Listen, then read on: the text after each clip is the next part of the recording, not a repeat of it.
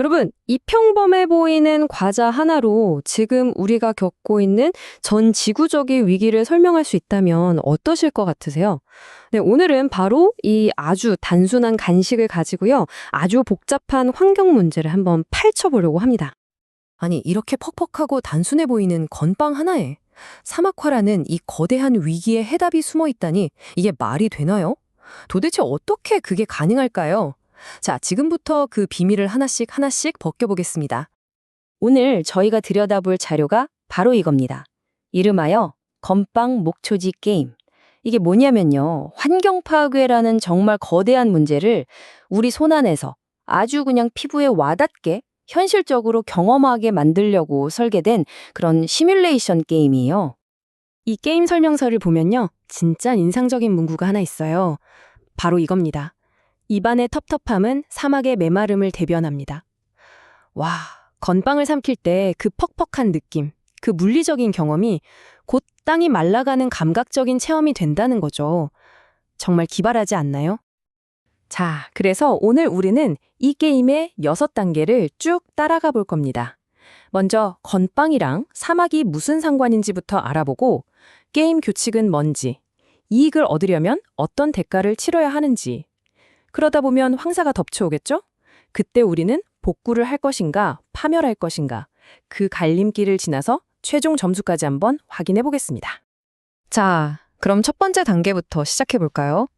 도대체 이 게임이 왜 하필 건빵으로 시작하는 건지 그 과학적인 배경부터 한번 짚어보겠습니다.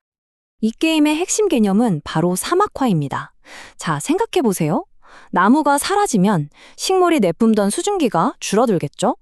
그럼 땅은 햇빛에 그대로 노출돼서 점점 뜨거워져요. 이 악순환이 결국 비구름을 몰아내고 땅을 사막으로 만들어버리는 겁니다.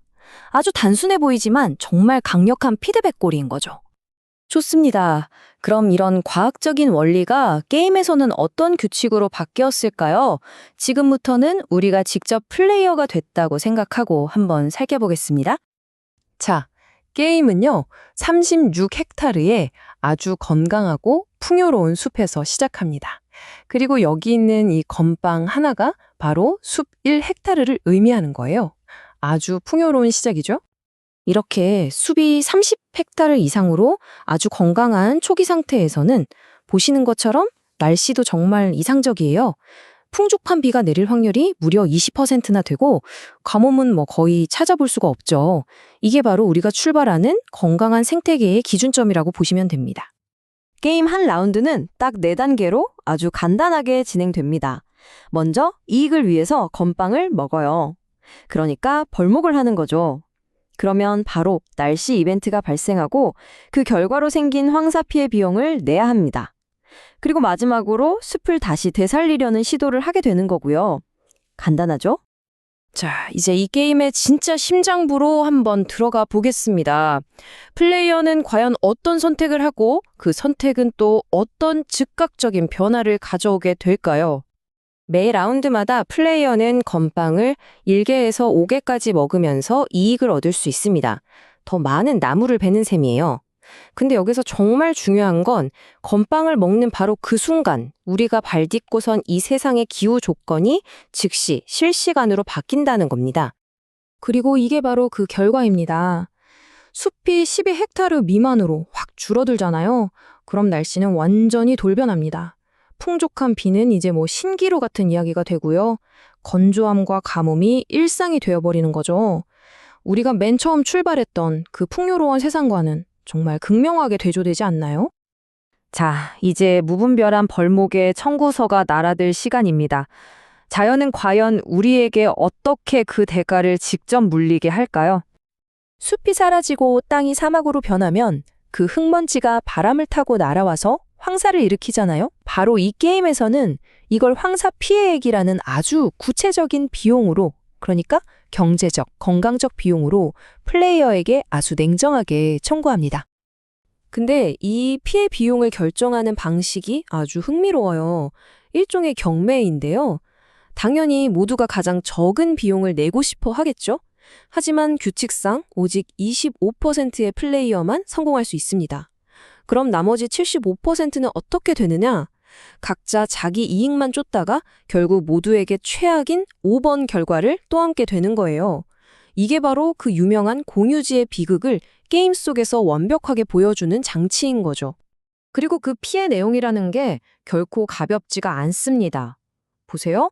반도체 불량 같은 산업적인 피해부터 시작해서 천식, 호흡기 질환, 그리고 만성 폐질환 같은 정말 심각한 건강 문제까지 아주 현실적인 비용들이 청구되는 겁니다. 환경 파괴가 우리 지갑과 건강에 어떤 식으로 직접적인 영향을 미치는지 아주 뼈아프게 보여주는 거죠. 자, 대가를 치렀다면 이제 상황을 바로잡을 기회가 주어집니다. 하지만 과연 우리는 힘을 합쳐서 이 망가진 세상을 다시 되돌릴 수 있을까요? 하지만 숲을 복원하는 길 역시 정말 험난합니다. 아까 그 피해 경매처럼요, 이 복원 경매에서도 성공 확률은 단 25%에 불과해요. 그러니까 4번 중에 3번은 협력에 실패하고 결국 최악의 시나리오로 치닫게 되는 그런 구조입니다. 만약에 협력에 성공하면 자연을 사랑하는 마음으로 숲을 무려 3헥타르나 되살릴 수 있습니다. 정말 큰 성과죠. 하지만 실패한다면요? 최악의 경우 이기심이 담뱃불로 산불을 내는 끔찍한 결과로 이어져서 오히려 숲을 2헥타르나 타개하고 맙니다. 그러니까 복원의 기회가 파멸의 기폭제가 될 수도 있다는 얘기입니다. 자, 이제 게임이 막바지에 이르렀습니다. 이 짧은 시뮬레이션이 우리에게 던지는 최종적인 메시지는 과연 무엇일까요?